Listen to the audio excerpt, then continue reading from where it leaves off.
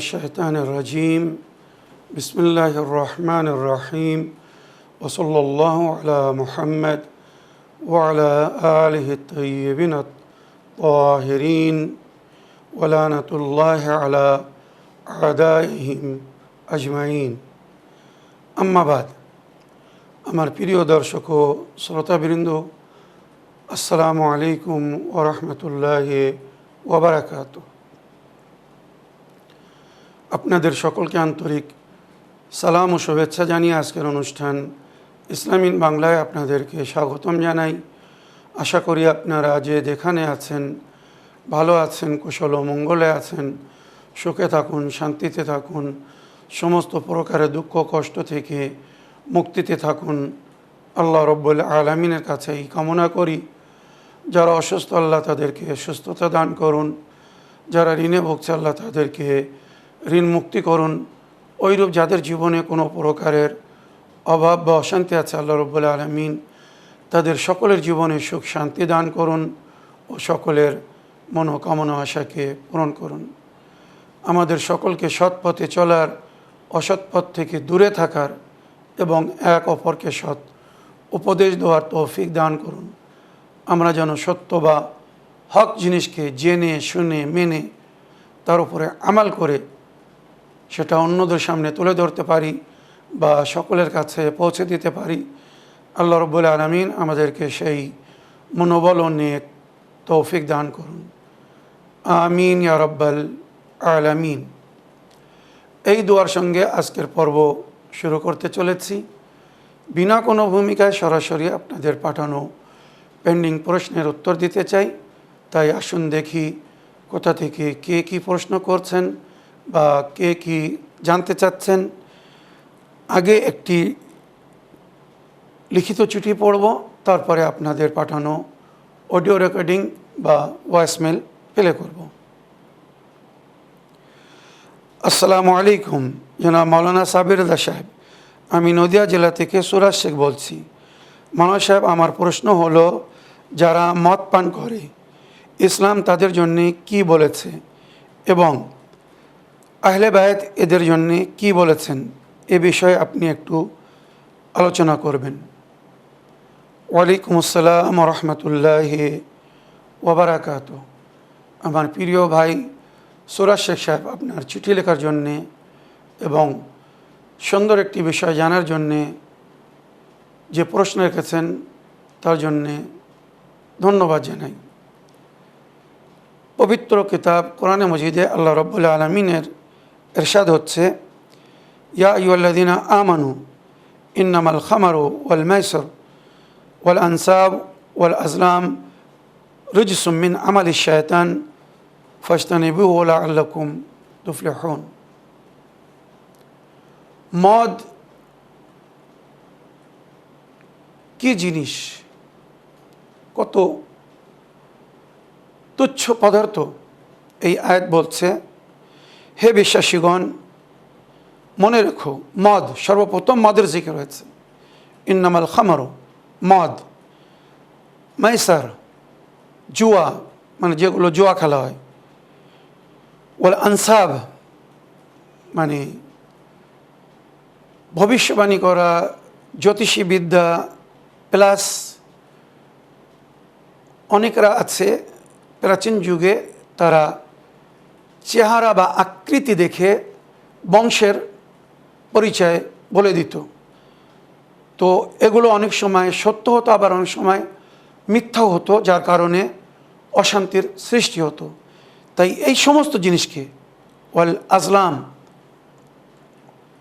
ওইরূপ বুতপারস্তি এবং ভাষা খেলা বা যে সমস্ত খেলার মাধ্যমে মানুষ দিশাহারা হয়ে যায়, আল্লাহকে ভুলিয়ে দেয়, মদ, জুয়া, বুতপারস্তি বা পাশা খেলা বা ওই সমস্ত কাজ যেগুলো মানুষকে আল্লাহর জিকির বা স্মরণ থেকে দূরে নিয়ে যায়, রিজসুম মিন আমালিশ শায়তান, রিজসুম মিন আমালিশ শায়তান। কোরআন বলছে আল্লাহ বলছেন এই সমস্ত সব কিছু অপবিত্র, নাজিস, মিন আমালি শয়তান, শয়তানের কাজ। মদ পান করা, জুয়া খেলা, বুতপারস্তি বা পাশা খেলা বা এমন কাজ যেগুলো আল্লাহ থেকে মানুষকে দূরে সরিয়ে নিয়ে যায়, এগুলো সব শয়তানের কাজ। ফাস্তানেবুহ, কোরআন আমাদেরকে পরিষ্কার বলছে এর থেকে বিরত থাকো, দূরে থাকো। লাআল্লাকুম তুফলিহুন, যাতে তোমরা সফলগামী হও। তোমার প্রিয় সুরাজ শেখ ভাই আল্লাহর এই বাণীর মাধ্যমে একটা জিনিস পরিষ্কার হয়ে গেল, ক্লিয়ার হয়ে গেল যে মদ নাজিস এবং অপবিত্র জিনিস, শয়তানের কাজ, যেটা আল্লাহ পছন্দ করে না, যেখান থেকে আল্লাহ আমাদেরকে বিরত থাকতে বলেছেন। আর নবী করিম সাল্লাল্লাহু আলাইহি ওয়াসাল্লামের হাদিসের মধ্যে উল্লেখ হয়েছে 2 জন বা 3 জন ব্যক্তিকে কন্যা দিও না, মানে এদেরকে নিজের মেয়ের সঙ্গে বিয়ে দিও না। তার মধ্যে বেনামাজি, মদখোর, এই দুটোর জিকির বিশেষ করে রয়েছে।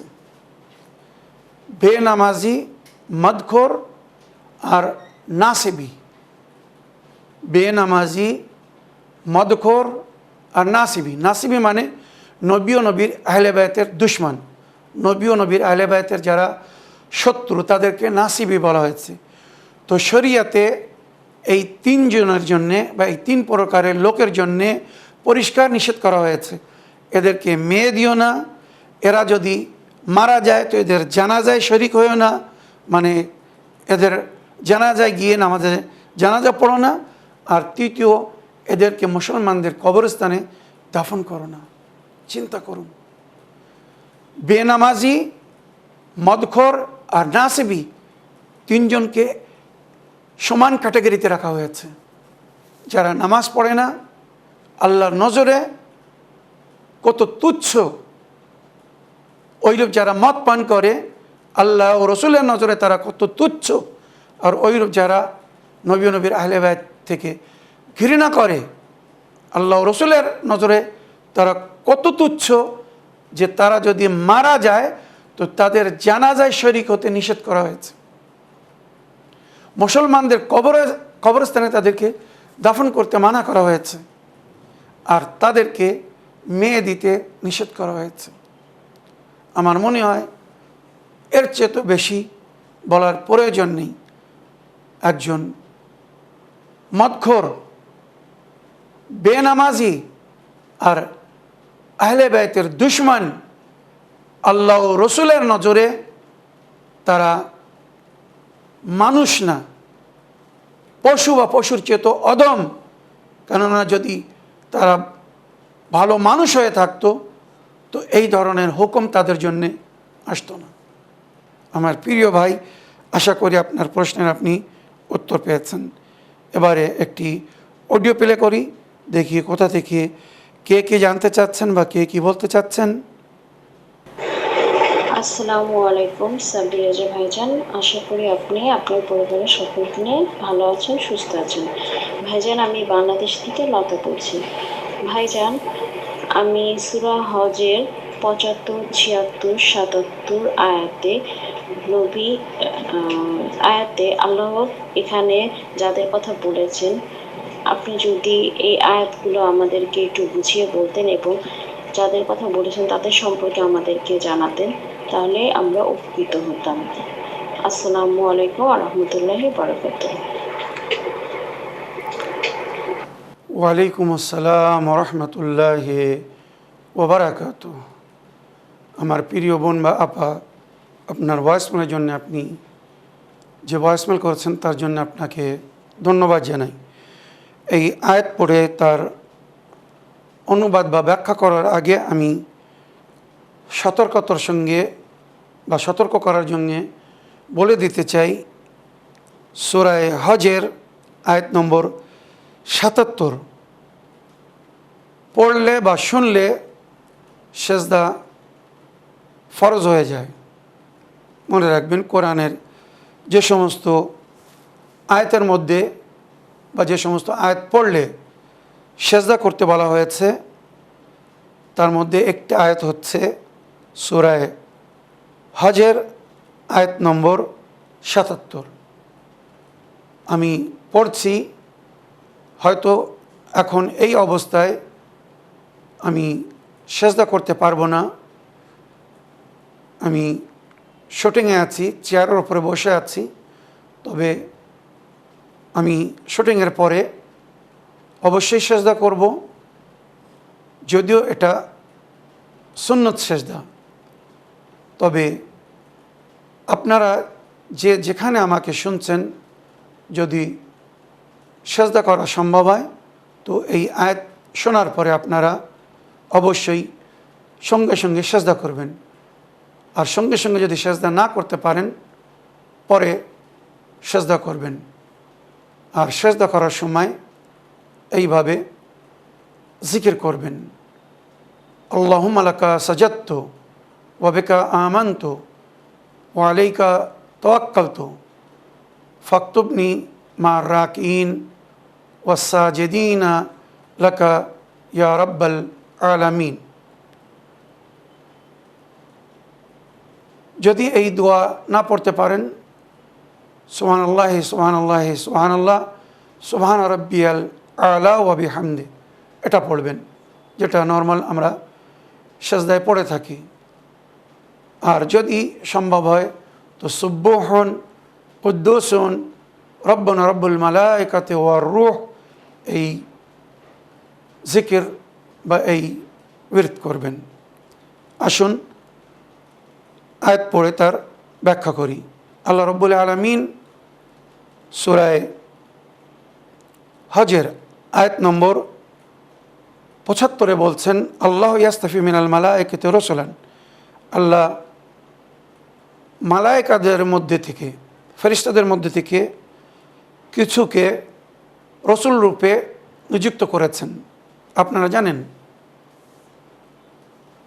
মালায়েকারা যা সেই নিজের কর্তব্য বা দায়িত্ব পালন করছে, যার আল্লাহ যে দায়িত্ব দিয়েছে সে নিজের দায়িত্বই মগ্ন আছে বা ব্যস্ত আছে। কিন্তু কিছু ফেরেশতাদেরকে আল্লাহ দায়িত্ব দিয়েছেন পায়গাম পৌঁছে দেওয়ার জন্য। এই ফেরেশতার মধ্যে জিবরাইল আমিন সর্বোচ্চ স্থানে ছিলেন, সৈয়দুল মালায়েকা যাকে বলা হয়েছে। তো আল্লাহ বলছেন, আল্লাহ ইয়াস্তাফি মিনাল মালাইকাতি রাসূলান, আল্লাহ মালায়েকাদের থেকে রসুল নিযুক্ত করেছেন, ওয়া মিনান নাস, ওইরূপ মানুষের মধ্যে থেকে। এই যে আম্বিয়াগণ,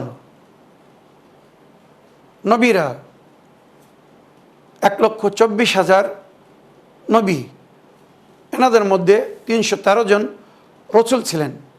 নবী আর রসুলের মধ্যে কি পার্থক্য আগে বলে দিই। নবী যিনি আল্লাহর তরফ থেকে, নাবা মানে পায়গাম,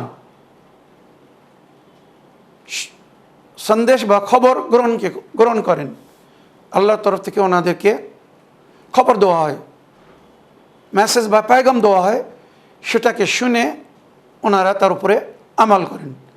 এই হচ্ছে একটি নবীর পরিচয়। সরাসরি স্বপ্নের মাধ্যমে, ইলহামের মাধ্যমে বা ফেরেশতার মাধ্যমে আল্লাহ সমস্ত নবীদেরকে পায়গাম দিয়েছিলেন। এই নবীদের মধ্যে ৩১৩ জন রসুল ছিলেন। ওনাদের দায়িত্ব ছিল ওই পায়গামকে গ্রহণ করে, অ্যাকসেপ্ট করে, ইলাহি মেসেজকে, সন্দেশকে নিয়ে সেটাকে অন্যদের কাছে পৌঁছে দেওয়া, আল্লাহর বান্দাদের কাছে পৌঁছে দেওয়া, যাদের কাছে পৌঁছে দেওয়ার জন্যে দায়িত্ব দেওয়া হয়েছে। তাই এনাদেরকে রসুল বলা হয়। রসুল মানে রেসালাতধারী নবী। অনেক নবী এমন ছিলেন শুধু নিজের জন্য নবী ছিলেন। আল্লাহ ওনাকে বলেছিলেন, আপনি আমার পায়গাম রিসিভ করে তার উপরে আমাল করুন। কিছু নবীদের দায়িত্ব দেওয়া হয়েছিল শুধু তার বা তাদের পরিবারের জন্যে, নিজে এবং নিজের পরিবারকে এর উপরে আমাল করতে বলুন। কু আনফুসাকুম ওয়া আহলিকুম নারা, নিজেকে এবং নিজের পরিবারকে জাহান্নামের আগুন থেকে বাঁচাও। তো কিছু নবীরা নবী ছিলেন নিজের ও নিজের পরিবারের জন্য, কিছুদের দায়িত্ব দেওয়া হয়েছিল নিজের নিকটতম আত্মীয় স্বজনদেরকে, প্রতিবেশীদেরকে এলাহি সংবিধান পৌঁছে দেওয়ার জন্যে, গ্রামবাসী বা এলাকার লোকদেরকে এলাহি সংবিধান পায়গাম পৌঁছে দেওয়ার জন্যে। আবার কিছু নবীরা ছিলেন যাদেরকে পুরো যুগের দায়িত্ব দেওয়া হয়েছিল, এনাদেরকে উলুল আজম পয়গম্বর বলা হয় বা সাহেবে শরিয়ত পয়গম্বর বলা হয়, যারা আল্লাহর দিন বা আল্লাহর শরিয়ত বান্দাদের কাছে পৌঁছে দিয়েছিলেন। মনে রাখবেন, তো নবী 1,24,000, কিন্তু সবাই রসুল ছিলেন না। রসুল ছিলেন মাত্র 313 জন। আর এই 313 জনের মধ্যে 5 জন ছিলেন উলুল আজম পয়গম্বর, মানে যাদের দায়িত্ব সবচেয়ে বেশি ছিল, পুরো বিশ্বের জন্য যাদেরকে দায়িত্ব দেওয়া হয়েছিল। মনে রাখবেন, তো এই আয়াত আল্লাহ বলছেন, আল্লাহ মালায়েকাদের মধ্যে থেকে এবং মানুষের মধ্যে থেকে কিছুকে রসুল নিযুক্ত করেছেন, মানে নিজের সংবিধান বান্দাদের কাছে পৌঁছে দেওয়ার জন্য নিযুক্ত করেছিলেন। ইন্নাল্লাহ সামিউন বাসির, আল্লাহ সকলের শুননেওয়ালা দেখনেওয়ালা, আল্লাহ সকলকে শুনছেন এবং দেখছেন। কে তার পায়গামকে রিসিভ করার পরে জেনে শুনে মেনে তার উপরে আমাল করছে, আর কে তার উপরে আমাল করছে না। ইয়ালামু মা বাইনা আইদিহিম ওয়া মা খালফাহুম, আল্লাহ তাদের সামনের এবং পিছনের সমস্ত খবর রাখেন। অর্থাৎ আমরা যা কিছু করছি, আল্লাহর ওলিয়া উলিয়া পয়গম্বররা আমাদেরকে যে হেদায়েত দিয়ে গেছেন, আমরা কারা তার উপরে আমাল করছি আর কারা আমাল করছে না, এলাই সংবিধানকে কারা মেনে চলছে আর কারা মেনে চলছে না, আল্লাহ সকলকে দেখছেন। ইয়ালামু মা বাইনা আইদিহিম ওয়া মা খালফাহুম, তাদের সামনে এবং তাদের পিছনে যা কিছু আছে আল্লাহ সব জানছে বা জানেন। ওইলা আল্লাহ তুরজাউল উমুর, মনে রেখো সব আল্লাহ দিকেই ফিরে যাবে, সবাইকে একদিন আল্লাহর কাছেই ফেরত যেতে হবে। সুতরাং সেখানে যখন ফেরত যেতে হবে বা সকলের প্রস্থান যখন আল্লাহ দিকে হবে, তো আল্লাহ আমাদের থেকে হিসাব নেবে। আল্লাহ যখন আমাদেরকে এই দুনিয়ায় পাঠিয়েছিলেন, তো কিছু দায়িত্ব বা কর্তব্য দিয়েছিলেন, যদি আমরা সেগুলোকে পালন করে থাকি, আমাদের ফেরত রিটার্ন ওয়াপসি সুন্দর হবে। আমরা যখন এসেছিলাম পাক পবিত্র নির্দোষ এসেছিলাম, ওইরূপ পাক পবিত্র নির্দোষ যদি নিজেকে ফিরিয়ে নিয়ে যেতে পারি, তো সে সফলগামী হবে। তারপরে আল্লাহ বলছেন, ইয়া আইয়ুহাল্লাযীনা আমানু ইরকাউ ওয়াসজুদু ওয়া'বুদু রাব্বাকুম, হে বিশ্বাসীগণ তোমরা রুকু করো, সেজদা করো, আল্লাহর উপাসনা বা ইবাদত করো। ওয়া'বুদু রাব্বাকুম, নিজের প্রতিপালকের ইবাদত করো। ওয়াফআলুল খাইরা, নেক কাজ করো, ভালো কাজ করো। লাআল্লাকুম তুফলিহুন, যাতে তোমরা সফলতা অর্জন করতে পারো বা সফলগামী হও। এটা সেজদার আয়াত, সুতরাং পরে সেজদার উপরে সেজদা রেখে সেজদা করব ইনশাআল্লাহ। এই যে আয়াত তিনটির ব্যাখ্যা করলাম, এর পরের আয়াতের মধ্যে, মানে শেষ আয়াত 78 নম্বর আয়াতের মধ্যে এই তিনটি আয়াতের সারাংশ বা এই আয়াতের ব্যাখ্যা এখানে করা হয়েছে। আগে আল্লাহ রাব্বুল আলামিন আমাদেরকে বলেছেন, আমি ফেরেশতা বা মানুষের মধ্যে থেকে কিছুদেরকে রসুল করেছি। ফেরেশতারা যারা রসুল ছিল, তারা আল্লাহর পয়গাম নবী বা রসুলদের কাছে পৌঁছে দিত।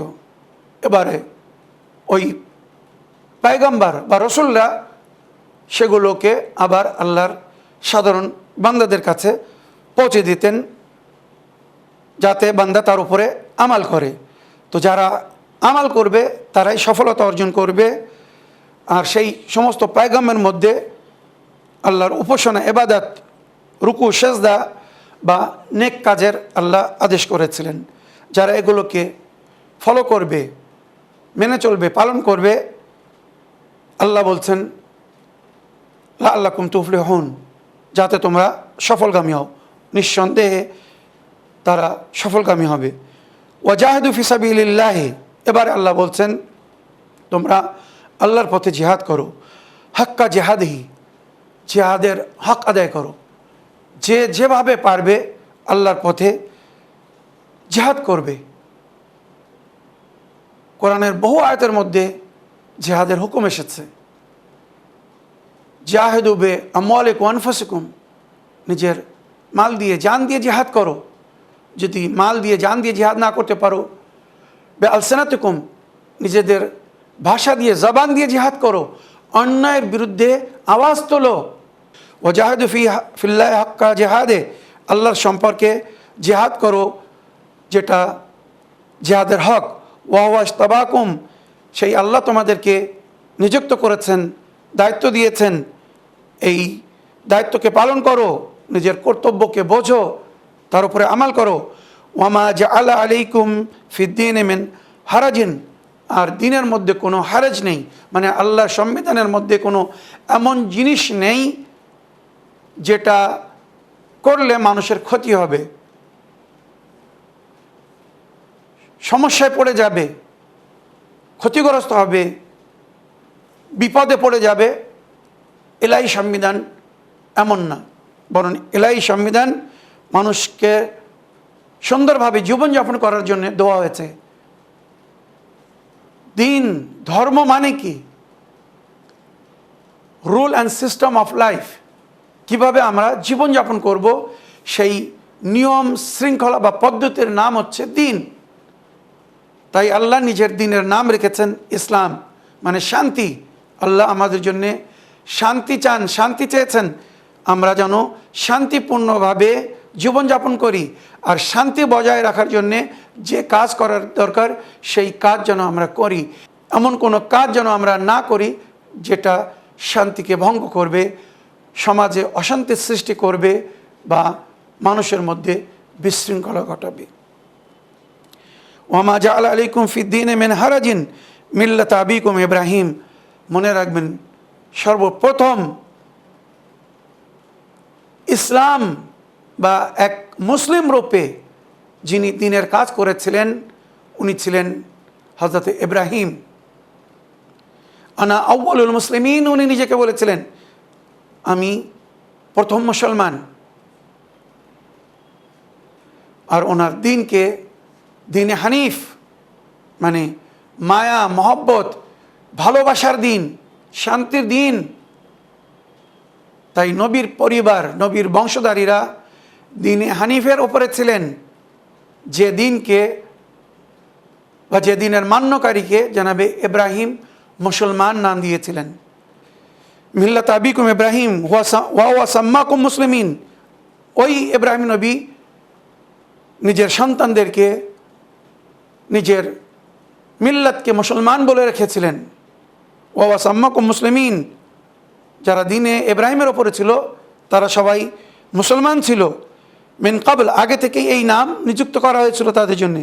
ওয়া ফি হাদা লা ইয়াকুনু রাসূলু শাহিদান আলাইকুম, এর ওপরেই রসুল তোমাদের জন্য সাক্ষী, অর্থাৎ প্রিয় নবী করিম সাল্লাল্লাহু আলাইহি সাল্লাম সাক্ষী দিয়েছিলেন, বলেছিলেন আমি, আমার চাচা আবু তালিব, আমার দাদা আব্দুল মুত্তালিব বা আমার অন্য চাচারা যারা কুফর করেনি, মিল্লাতে ইব্রাহিমকে ছাড়েনি, দিনে হানিফের মধ্যে ছিলেন, ওইরূপ আমার মাতা পিতা বা আমার চাচা আবু তালিব, চাচি ফাতেমা বিনতে আসাদ, মাওলা আলীর মা বা আমার দাদা আব্দুল মুত্তালিব, এনারা দিনে হানিফের ওপরে ছিলেন। আর যখন দ্বীনে হানিফের উপরে ছিলেন তো এনারা নিঃসন্দেহে মুসলমান ছিলেন। আর নবী বলছেন আমি এনাদের জন্য সাক্ষী দেব। তো নবী যাদের ইমানের সাক্ষী দিবেন, মুনাফিক কিছু মুসলমানেরা তাদেরকে কুফর বা কাফির প্রমাণ করার চেষ্টা করছে। আস্তাগফিরুল্লাহ আলাইয়াজুবিল্লাহ। ফি হাযা লা ইয়াকুনু রাসূলু শাহীদান আলাইকুম, যাতে নবী রসুল তোমাদের উপরে সাক্ষী হন। ও তাকুনু শুহাদা আলান নাসে, উনি সমস্ত মানুষের উপরে সাক্ষী হবেন। ফাকিমুস সালাতা, তোমরা নামাজ কায়েম করো। ও আতুজ যাকাতা, যাকাত প্রদান করো। ও আতাসিমু বিল্লাহ, আল্লাহর রস্সিকে মজবুত করে ধরো, আল্লাহর সংবিধানকে মেনে চলো। ওয়া ওয়া মাওলাকুম, সেই তোমাদের অভিভাবক মাওলা। ফানি'মাল মাওলা ওয়া নি'মান নাসির, আল্লাহ আমাদের কত সুন্দর মাওলা আর সে কত সুন্দর আমাদের সাহায্যকারী। নিঃসন্দেহে আমরা আল্লাহর মদদ বা সাহায্য যদি না হতো কখনো এই সঠিক পথের উপরে চলতে পারতাম না। তো এই আয়াতগুলোর মাধ্যমে নবী ও নবীর পরিবার যারা মিল্লাতে ইব্রাহিমের মধ্যে ছিলেন, আর ওইরূপ এনাদেরকেই মাআদিনুল ওয়াহি বলা হয়েছে, যেখানে আল্লাহর ওয়াহি নাজিল হতো। তানাজ্জালুল মালায়েকাতু ওয়ার রূহ, জানাদের নিকটে মালায়েকা আসতো, জিবরাইল আসতেন। কোরআনের ওই আয়াত তুলে দেখুন, যেখানে বলা হয়েছে কিছু ঘর ছিল বা আছে যেখানে দিন রাত আল্লাহর জিকির হয়, আল্লাহর ফেরেশতারা আসেন। যখন এই আয়াতের ব্যাখ্যা জিজ্ঞেস করা হয়েছিল নবীর কাছে, তো উনি বলেছিলেন এটা আহলে বাইতের ঘর, ফাতেমা ও আলী, হাসান ও হুসাইনের বাড়ি, যেখানে সব সময় আল্লাহর উপাসনা বা ইবাদত হয়, আর আল্লাহর ফেরেশতারা যেখানে যাতায়াত করে। আমার প্রিয় বোন, আশা করি আপনার প্রশ্নের আপনি উত্তর পেয়েছেন। আজকের এপিসোডের শেষ একটি অডিও নেই, দেখি কোথা থেকে কে কি বলতে চাচ্ছেন। আসসালামু আলাইকুম, আমি নদিয়া জেলা থেকে রিজিয়া বিবি বলছি।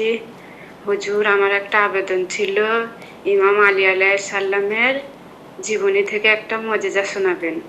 হুজুর, আপনি আপনার এপিসোডগুলো আমরা দেখি শুনি, আপনার এপিসোডগুলো শুনতে খুব ভালো লাগে। আপনি ভালো থাকবেন, সুস্থ থাকবেন, আল্লাহ আপনাকে ভালো রাখবেন। হুজুর, আমাদের দোয়া করবেন, আমি আপনাদের দোয়া করব। আল্লাহুম্মা সাল্লি আলা মুহাম্মদ ওয়া আলা মুহাম্মদ। খুদা হাফেজ। ওয়ালাইকুম আসসালাম ওয়া রাহমাতুল্লাহি ওয়া বারাকাতুহু। আমার প্রিয় বোন, ভয়েসমেল পাঠানোর জন্যে, আমাদেরকে দোয়ায় স্মরণে রাখার জন্যে আপনাকে ধন্যবাদ জানাই এবং আমাদের অনুষ্ঠানকে নিয়মিত ফলো করার জন্যে কৃতজ্ঞ জ্ঞাপন করি। আমার প্রিয় বোন, আপনি মাওলা আলী আলাইহিস সালামের একটি মজেজা বা কেরামত শুনতে চেয়েছেন। তো এ বিষয়ে আমি অল্প সময়ের মধ্যে অতি সংক্ষিপ্তে একটি সুন্দর মজেজা, যেটা নবী করিম সাল্লাল্লাহু আলাইহি সাল্লামের ওফাতের পরে উনি দেখিয়েছিলেন, আপনাকে বা আমার দর্শকবিন্দুদেরকে শোনাতে চাই। নবী করিম সাল্লাল্লাহু আলাইহি সাল্লামের ভিসালের পরে উনি যখন পরলোক গমন করলেন, তো তার কিছুদিন পরে এক আরবি আসছে, আরবি বাসিন্দা মাওলা আলী আলাইহিস সালামের কাছে আসছেন। তখন মাওলা আলী আলাইহিস সালাম মাঠে পাহাড়ের ধারে কাজ করছিলেন মদিনায়। এসে বলছে, আয় আলী, প্রিয় নবী আমার কাছ থেকে কিছু উট কিনেছিলেন, কিন্তু তার পয়সা দেননি, উধার নিয়েছিলেন। মানে উনি বলেছিলেন আমি পরে তোমাকে এই উটের পয়সা দিয়ে দেব, কিন্তু শুনলাম উনি পরলোক গমন করেছেন। আমি আমার উটের পয়সা নেওয়ার জন্য এসেছি। আমি জানতে পারলাম যে উনি নিজের জীবনে আপনাকে নিজের উত্তরাধিকারী বানিয়ে গেছেন, অর্থাৎ সমস্ত দায়িত্ব আপনাকে সমর্পণ করে গেছেন। তাই আমি চাচ্ছি আপনি আমার উটের দাম দিয়ে দিন। মাওলা আলী আলাইহিস সালাম বললেন, তুমি এখন কি চাও? উট চাও না উটের মূল্য বা দাম, যেটা নবী করিম সাল্লাল্লাহু আলাইহি সাল্লাম নির্ণয় করেছিলেন, বা যে মূল্য বা দামের উপরে ডিল হয়েছিল সেটা নিবে? তুমি বলো, তুমি কি চাও? ওই আরাবি চালাক ছিল, সে দেখছিল যদি আমি উট ফিরিয়ে নিতে পারি তো এখন ওই উটের দাম অনেক বৃদ্ধি হয়েছে, বেড়ে গেছে, আমি আরও বেশি দামে বিক্রি করতে পারবো। আর নবীর সঙ্গে যে ডিল করেছিলাম, প্রিয় নবী আমার উট কিনেছিলেন বলে আমি লজ্জার খাতিরে হোক, যেভাবে হোক, কম দামে আমি ওনাকে দিয়েছিলাম। তো যদি এখন পয়সা না নিয়ে উট ফিরিয়ে নিতে পারি তো আমার কোনো নোকসান হবে না, ক্ষতি হবে না, বরং আরও বেশি লাভবান হব। সুতরাং এই ভেবে উনি মাওলা আলী আলাইহিস সালামকে, ওই আরবি মাওলা আলী আলাইহিস সালামকে বলছে, আলী যদি সম্ভব হয় তো আমার উট আমাকে ফিরিয়ে দিন, আমার উট আমাকে ফিরিয়ে দিন। মাওলা আলী আলাইহিস সালাম ওখানে দাঁড়িয়ে সঙ্গে সঙ্গে ওই ব্যক্তিকে বললেন, ওই পাহাড়ের দিকে তাকাও, ইশারা করলেন সামনে পাহাড়ের দিকে, ওই পাহাড়ের দিকে তাকাও, দেখো ওখানে তোমার উট দেখা যাচ্ছে, ওখানে তোমার উট আছে, তুমি তোমার উটকে দেখলে চিনতে পারবে? আরবি বহুদিন ধরে উট পালন পোষণ করছিল, সে বলল, অবশ্যই আমার উটকে দেখে আমি সঙ্গে সঙ্গে চিনতে পারবো। মাওলা আলী আলাইহিস সালাম বললেন, তাহলে দেখো ওই পাহাড়ের উপরে তোমার উট দাঁড়িয়ে আছে। এর আগে কিন্তু সেখানে কিছু ছিল না। সে চারিদিক থেকে তাকিয়ে দেখলো কিছু নেই, কিন্তু মাওলা আলী আলাইহিস সালাম যখন নির্ধারিত জায়গার দিকে দেখতে বললেন পাহাড়ের উপরে, সে কি দেখলো?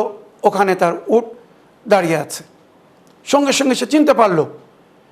আপনারা জানেন উট দুই প্রকারের হয়, একটি কহান, কহান মানে উটের পিঠে যে উঁচু জায়গা থাকে, কিছু উটের দুটো কহান হয়। তো সে নিজের উটকে চিনে নিল। মাওলা আলী আলাইহিস সালাম বললেন, যাও তুমি তোমার উটকে ধরে নাও। ইতিহাসে লেখা হয়েছে নবী করিম সাল্লাল্লাহু আলাইহি সাল্লাম ওই উট নেওয়ার পরে কি করেছিলেন?